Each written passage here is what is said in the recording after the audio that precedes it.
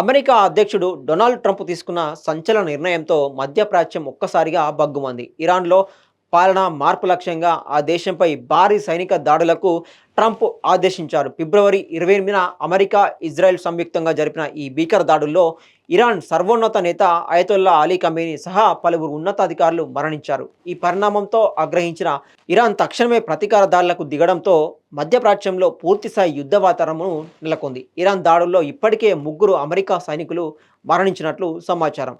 Iran రాజధాని టెహ్రాన్ను లక్ష్యంగా చేసుకొని ఈ దాడులు జరిగాయి. అయితే ఈ దాడుల కోసం అధ్యక్షుడు ట్రంప్ కాంగ్రెస్ అనుమతి తీసుకోవడం అమెరికాలో తీవ్ర రాజకీయ దుమారానికి దారితీసింది.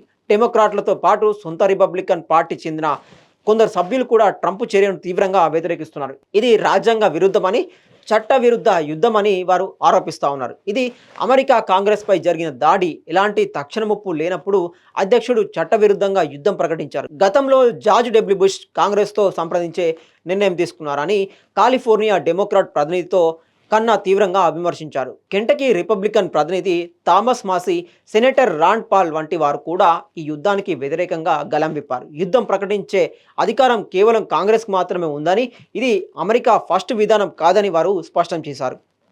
ఇదే నేపథ్యంలో ట్రంప్ చర్యకు వ్యతిరేకంగా ఓటింగ్ జరపాలని, ఇందుకోసం కాంగ్రెస్ను తక్షణమే సమావేశపరచాలని పలువురు సభ్యులు డిమాండ్ చేస్తూ ఉన్నారు.